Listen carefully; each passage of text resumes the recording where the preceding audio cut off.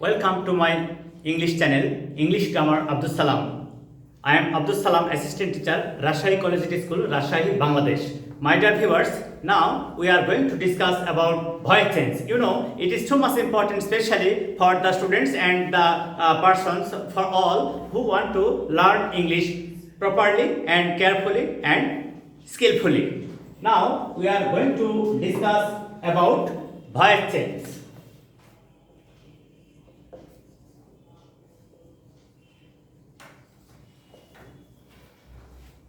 এখানে যেটা আমরা শিখব সেটা এরকম বলা হচ্ছে ভয়েস অর্থ বাচ্য, অর্থাৎ কাজ করার যে রীতি বা ধারা একেই বলা হচ্ছে ভয়েস। এই ভয়েসটা সম্পূর্ণ নির্ভর করে ভার্বের কাজের উপর, এবং সে ভার্বটা কীভাবে কাজ করে। কখনো সাবজেক্ট প্রাধান্য হয়, তখন তাকে আমরা বলবো অ্যাক্টিভ ভয়েস। আবার কখনো অবজেক্ট অর্থাৎ কী কর্ম তার উপর প্রাধান্য দিয়ে সাবজেক্ট কাজটা নেই, এই অবস্থাকে বলা হবে প্যাসিভ ভয়েস। তাহলে ভয়েস কয় প্রকার? দুই প্রকার। একটা হচ্ছে অ্যাক্টিভ ভয়েস,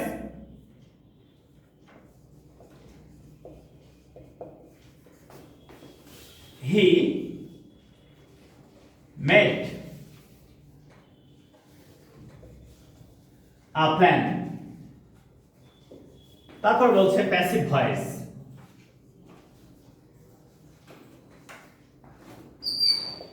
এখানে আমরা দেখব যে ব্যক্তি যখন কাজ করে, অর্থাৎ সেন্টেন্সের সাবজেক্ট যখন কাজ করে এবং সাবজেক্টের কাজকে যখন প্রাধান্য দেওয়া হয়, তখন তাকে আমরা বলবো অ্যাক্টিভ ভয়েস।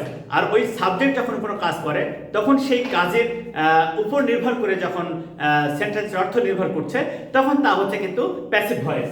যেমন এখানে দেখে কি হয়, এই সেন্টেন্সের সাবজেক্ট হচ্ছে হি, এটা সাবজেক্ট, মেড এটা হচ্ছে ভার্ব, আর আ প্ল্যান এটা হচ্ছে অবজেক্ট। তাহলে আমরা কিন্তু সহজে বুঝতে পারছি যে সে একটি বুদ্ধি এটা ছিল।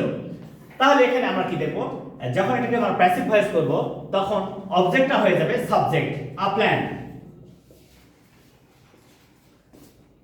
আমরা এই সেন্টেন্সে যখন খেয়াল করব, তখন দেখব যে এটা সিম্পল পাস্ট টেন্স আছে, এবং তোমরা জানো যে সিম্পল পাস্ট টেন্সে প্রথমে সাবজেক্ট তারপরে ভার্বের পাস্ট ফর্ম হয়। সেই ক্ষেত্রে যেহেতু সিম্পল পাস্ট টেন্সে কোনো অক্সিলারি ভার্ব থাকে না, তাহলে একে প্যাসিভ ভয়েসে রূপান্তরের সময় ওয়াজ অথবা ওয়্যার অক্সিলারি ভার্ব ধরে নিতে হয়। আমরা কিন্তু সবসময় একটা কথা বলে এসেছি, সেই শুরু থেকেই একটা সেন্টেন্সের সাবজেক্ট যদি সিঙ্গুলার হয়, ভার্ব সিঙ্গুলার হবে, সাবজেক্ট যদি প্লুরাল হয়, ভার্ব প্লুরাল হবে। সেই ক্ষেত্রে a plan it is singular, so the verb will be singular. A plan was made, a plan was made by him. তাহলে আমরা কি দেখলাম, এই যে অবজেক্টটা হয়ে গেল সাবজেক্ট, আগে ছিল অবজেক্ট, এখন তা হয়ে গেল সাবজেক্ট। সেই ক্ষেত্রে আ প্ল্যান ছিল অবজেক্ট, এখন হয়ে গেল সাবজেক্ট। আর সিম্পল পাস্ট টেন্সকে প্যাসিভ ভয়েসে রূপান্তর করলে অক্সিলারি ভার্ব ওয়াজ বা ওয়্যার ধরে নিতে হয়। আর যে কোনো টেন্সকে প্যাসিভ ভয়েস করলে মূল ভার্বের পাস্ট পার্টিসিপল ফর্ম হয়, পাস্ট পার্টিসিপল ফর্ম, এবং এই সাবজেক্টটা হয়ে যাবে অবজেক্ট, এবং তার পূর্বে একটা বাই বসে, বাই প্রিপোজিশন আকারে বসে। তাহলে আমরা কি শিখলাম? আমরা শিখলাম যে যে কোনো সেন্টেন্সকে আমরা যখন প্যাসিভ ভয়েস করব, সেই ক্ষেত্রে নিয়ম হলো যে এই অবজেক্টটা হয়ে যাবে সাবজেক্ট, সেন্টেন্সের অবজেক্টটা হয়ে যাবে সাবজেক্ট, আর টেন্স অনুযায়ী অক্সিলারি ভার্ব বসবে। যে কোনো টেন্সই হোক, সেই টেন্স অনুযায়ী অক্সিলারি ভার্ব বসবে। আমরা খেয়াল করেছি যে সিম্পল পাস্ট টেন্সে কোনো অক্সিলারি ভার্ব থাকে না, সেই ক্ষেত্রে ওয়াজ বা ওয়্যার অক্সিলারি ভার্ব হিসেবে ধরে নিতে হয়। আর যেহেতু এই সাবজেক্ট সিঙ্গুলার, তাই ওয়াজ হলো, আর সাবজেক্ট যদি প্লুরাল হতো তাহলে ওয়্যার হতো। আর যে কোনো টেন্সকে প্যাসিভ ভয়েস করলে মূল ভার্বের পাস্ট পার্টিসিপল ফর্ম। কিছু ভার্ব আছে যাদের পাস্ট ফর্ম এবং পাস্ট পার্টিসিপল ফর্ম একই, যেমন buy bought bought, catch caught caught, bring brought brought, make made made, এদের পাস্ট ফর্ম এবং পাস্ট পার্টিসিপল ফর্ম একই। সেক্ষেত্রে এদের কোনো চেঞ্জ হবে না, past form past participle form একই থাকলো। আর এই সাবজেক্টটা হয়ে গেল অবজেক্ট, সাবজেক্টটা হয়ে গেল অবজেক্ট, আগে ছিল হি সাবজেক্ট, তার অবজেক্ট ফর্ম হিম, এটা হয়ে গেল। আর যখন এজেন্ট উল্লেখ থাকে, যখন কোনো সিঙ্গেল ব্যক্তি বা বস্তু কোনো কাজ করে, সেই ক্ষেত্রে আমরা তার অবজেক্ট ফর্মের পূর্বে প্রিপোজিশন বাই ইউজ করি, তার দ্বারা। কি বলছে? হি মেড আ প্ল্যান, সে একটা বুদ্ধি এঁটেছিল। A plan was made by him, তার দ্বারা একটা বুদ্ধি আঁটা হয়েছিল। আমি ছোট্ট একটা কথা বলে রাখবো যে ভয়েস চেঞ্জ করলে কিন্তু অর্থের বিকৃতি ঘটে। যে কোনো সেন্টেন্সকে আমরা যখন প্যাসিভ ভয়েস করব, সেন্টেন্সটার অর্থ সম্পূর্ণ বিকৃত হয়ে যায় এবং সেটা ভুল অর্থ ধারণ করে। তাই আমরা দেখব যে যেটা সম্ভব অ্যাক্টিভ ভয়েসে লেখা আমরা সবসময় অ্যাক্টিভ ভয়েসে ব্যবহার করি, এবং যেটা প্যাসিভ ভয়েস না করলে হয় না সেটাই শুধু আমরা প্যাসিভ ভয়েস করি। যেমন এই সেন্টেন্সটা খেয়াল করে দেখব, the legs of the table, the legs of the table are broken. টেবিলের পাগুলি ভাঙা, টেবিলের পাগুলি ভাঙা। এই সেন্টেন্সটা কিন্তু অ্যাক্টিভ ভয়েসে লেখা যায় না। তাই আমরা খেয়াল করব যেটা অবধারিত অ্যাক্টিভ ভয়েস করা যায় সেটা অ্যাক্টিভ ভয়েসে করা উচিত, আর যে সেন্টেন্সটা অ্যাক্টিভ ভয়েসে লেখাই যায় না সেটাই শুধু প্যাসিভ ভয়েস করা যায়। তাছাড়া সম্পূর্ণ ভুল বা বিকৃত অর্থ বহন করে যখন আমরা একটা অ্যাক্টিভ ভয়েসকে প্যাসিভ ভয়েস করি। ওকে, আমরা এখন তাহলে আস্তে আস্তে নিয়মের দিকে অগ্রসর হব। আমরা সিম্পল পাস্ট টেন্সের কথা বললাম, এরপরে প্রেজেন্ট টেন্স হলে কি হয় সেটা নিয়ে কাজ করব। আমাদের মূল উদ্দেশ্য হচ্ছে প্রাথমিক নিয়মগুলো আজকে আলোচনা করব, তারপরে ভয়েস চেঞ্জের নিয়ম বিস্তারিত একের পর এক ক্লাস হবে এবং প্রত্যেকটা ক্লাসই হবে অত্যন্ত সহজ এবং সাধারণ, যা ভিউয়ার্সরা সহজেই বুঝতে পারবে। এটাই আমাদের লক্ষ্য। তাহলে আমরা যদি এই সেন্টেন্সটাকে প্যাসিভ ভয়েস করি তাহলে কি হবে? যেমন he sells bags, he sells bags, say bag বিক্রয় করে। আমরা এখানে সহজ দেখছি, এটা কি সাবজেক্ট, এইটা ভার্ব, এইটা অবজেক্ট। তাহলে এই পর্যায়ে আমরা কি খেয়াল করব? প্রথমে খেয়াল করব টেন্সের ব্যাপারটা। ভয়েস চেঞ্জ অর্থাৎ অ্যাক্টিভ ভয়েসকে প্যাসিভ ভয়েস করার সময় the most important thing is that we have to follow the sentence structure at first, then we have to think about the tense, because auxiliary verb will be dependent on the structure of the sentence and the tense of the sentences. So it is too much important to follow the tense of the given sentence when it will be done into passive voice. Okay, so এখানে আমরা দেখব এটা simple present কিভাবে বুঝলাম।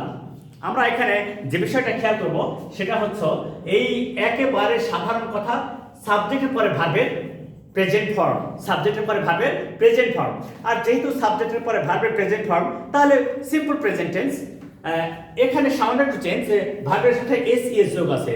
তোমরা কিন্তু এটা একেবারে সাধারণভাবে জানো যে subject third person singular number present tense হলে ভার্বের সাথে এস বা ইএস যুক্ত হয়। সেক্ষেত্রে এইটা আমাদের প্রেজেন্ট ইনডিফিনিট টেন্স। এইটাকে আমরা যদি প্যাসিভ ভয়েস করি তাহলে কি হয় এবার খেয়াল করে দেখো। প্যাসিভ করলে কি হচ্ছে? ব্যাগস সাবজেক্ট হয়ে গেল, ব্যাগস যেহেতু প্লুরাল ভার্ব প্লুরাল হবে, the bags are sold by him। তাহলে আমরা কত সহজে এটা করতে পারলাম এখন সেটা দেখলাম। এটা সিম্পল প্রেজেন্ট টেন্স, তাই অক্সিলারি ভার্ব হলো am is are। আর প্রথম যে নিয়মগুলো আমরা কাজ করেছি এটা কিন্তু কখনো চেঞ্জ হবে না। সেটা কি? এই যে অবজেক্ট হয়ে গেল সাবজেক্ট, অবজেক্ট হয়ে গেল সাবজেক্ট, টেন্স অনুযায়ী অক্সিলারি ভার্ব হয়ে গেল, তারপরে ভার্বের past participle form, past participle form, এই সাবজেক্ট হয়ে গেল অবজেক্ট, হিয়ার অবজেক্ট ফর্ম হিম। আর তার পূর্বে যেহেতু এটা ব্যক্তিকে বোঝানো হচ্ছে, সিঙ্গেল একটা ব্যক্তি, তার পূর্বে বাই বসলো প্রিপজিশন। এই তাহলে আমরা কিন্তু খুব সহজে ব্যাপারটা শিখলাম। সেটা কি যে সিম্পল প্রেজেন্ট টেন্সে কোনো অক্সিলারি ভার্ব থাকে না। এটাকে প্যাসিভ ভয়েসে রূপান্তরের সময় এম ইজ আর কি বসে? Am is are auxiliary verb আকারে বসে। আর অন্য নিয়মগুলো পাস্ট টেন্সে, প্রেজেন্ট টেন্সে এবং ফিউচার ইনডিফিনিট টেন্সে একই রকম হবে। এরপরে আমরা তাহলে যেহেতু আমরা সিম্পল প্রেজেন্ট করলাম, সিম্পল পাস্ট করলাম, এবারে সিম্পল ফিউচার করি কেমন হয় সেটা আমরা খেয়াল করব। প্রাথমিক নিয়মগুলো কখনো চেঞ্জ হবে না। প্রাথমিক নিয়মগুলো কখনোই চেঞ্জ হবে না, সেটাই আমরা আবারও প্রমাণ করব। They will play cricket, they will play cricket. আচ্ছা, আমরা প্রথমে দেখলাম শ্যাল উইল মডেল অক্সিলারি, তখন কিন্তু শিওর হয়ে গেলাম এটা সিম্পল ফিউচার। কারণ তোমরা জানো যে যখনই দে প্লে ক্রিকেট বলবো তখন কিন্তু simple present, they play cricket simple present. আর এই সিম্পল প্রেজেন্টটাকে সিম্পল ফিউচারে রূপান্তরের সময় শুধু অক্সিলারি ভার্ব শ্যাল অথবা উইল ব্যবহার করতে হয়। তাহলে they subject, play verb, cricket object. Okay, nice. তাহলে সেই ক্ষেত্রে আমরা এটাকে যখন প্যাসিভ ভয়েসে রূপান্তর করব একেবারে সহজ। ক্রিকেট সাবজেক্ট হয়ে গেল, এটা অবজেক্ট ছিল, হয়ে গেল সাবজেক্ট ক্রিকেট।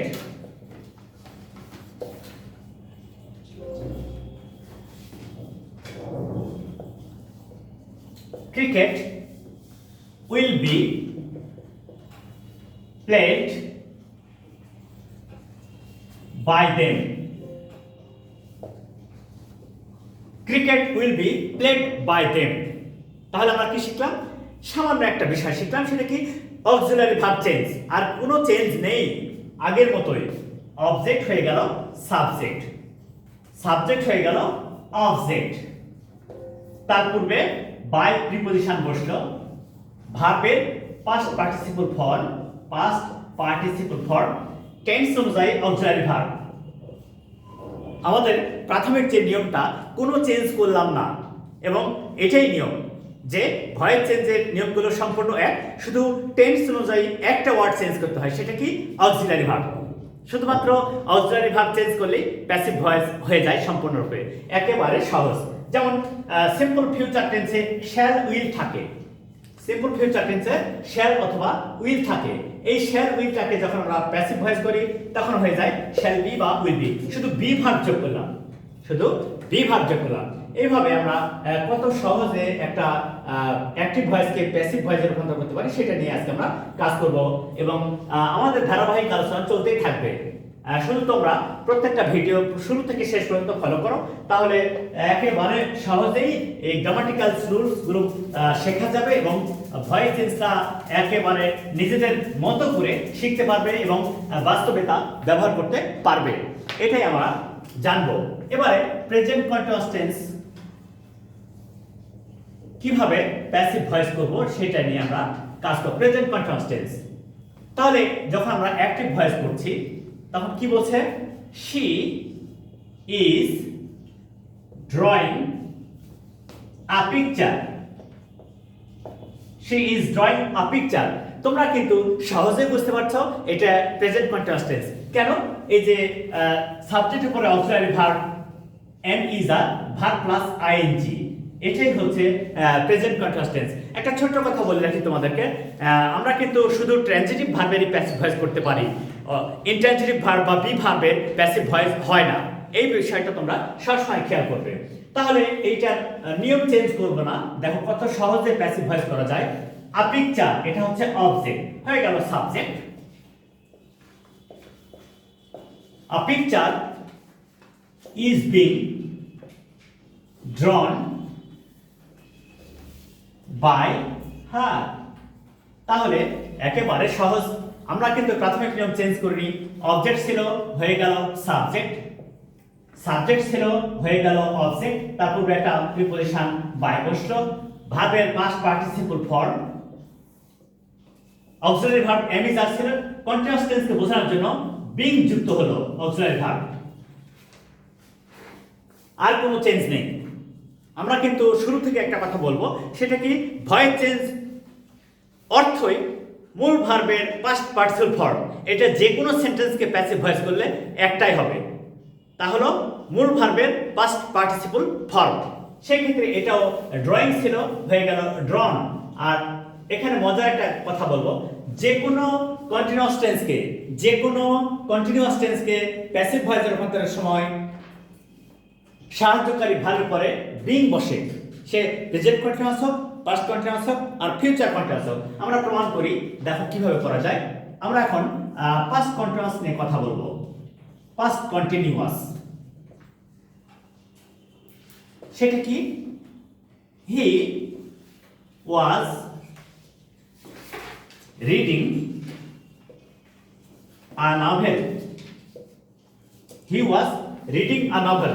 এইটা যদি আমরা অ্যাক্টিভ ভয়েস থাকে, দেখো কোনো চেঞ্জ কি লক্ষ্য হয়? Yes, a little change, that is auxiliary verb, that is only auxiliary verb।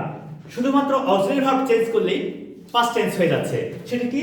she is, এই is টা চেঞ্জ হয়ে গেল was, তাহলে এটা past continuous tense হলো, কিন্তু নিয়ম চেঞ্জ হবে না। এই যে auxiliary ভার্বটা শুধু being যোগ করব, তাহলে প্যাসিভ ভয়েস হয়ে গেল।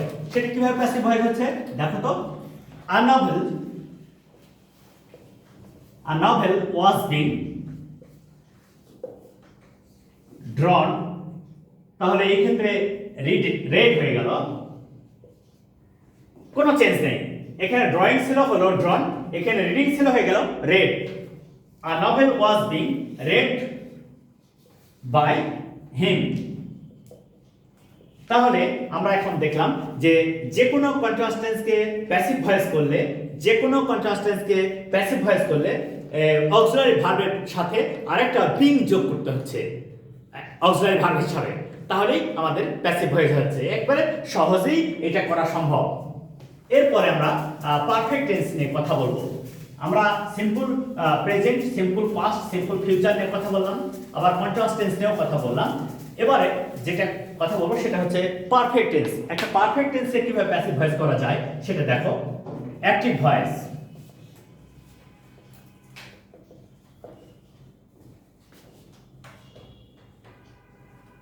she has taken medicine, she has taken medicine। এই সেন্টেন্সটাকে আমরা যখন প্যাসিভ ভয়েস করব, তাহলে এইটা অবজেক্ট হয়ে গেল সাবজেক্ট মেডিসিন, মেডিসিন সাবজেক্ট হয়ে গেল মেডিসিন। এখানে হ্যাভ হ্যাজ আছে, হয়ে গেল have been has been, medicine has been. ভার্বের past person form taken by her, তাহলে এইটা ছিল সাবজেক্ট, সাবজেক্ট হয়ে গেল অবজেক্ট বাই প্রিপজিশন, ভার্বের past person form, auxiliary verb যোগ হলো শুধু বিন অক্সিলারি ভার্ব। তাহলে কত সহজে আমরা এই বিষয়টা কমপ্লিট করতে পারছি সেটা দেখো। যে যে কোনো পারফেক্ট টেন্স, যে কোনো পারফেক্ট টেন্স, সে প্রেজেন্ট পারফেক্ট হোক আর ফিউচার পারফেক্ট হোক আর পাস্ট পারফেক্ট হোক, কোনো ব্যাপার না। একটাই ব্যাপার, সেটা হলো কি অক্সিলারি ভার্বের সাথে বিন যুক্ত করলেই প্যাসিভ ভয়েস হয়ে যায়। শুধু অক্সিলারি ভার্বের সাথে বিন যুক্ত করলেই প্যাসিভ হয়ে যায়। তা এখানে মজার একটা কথা, কন্টিনিউয়াস টেন্স হলে অক্সিলারি ভার্বের সাথে যেমন বিং যোগ করতে হয়, ঠিক পারফেক্ট টেন্স যে কোনো perfect, present perfect, past perfect, future perfect, এদের সাথে একটা বিন যুক্ত করলেই সেটা হয়ে গেল। আর অন্য নিয়ম কোনো চেঞ্জ হবে না, যা ছিল আগের মতোই। এবার আমরা যে কোনো পারফেক্ট কন্টিনিউয়াস টেন্স নিয়ে কথা বলবো। সেটা কি?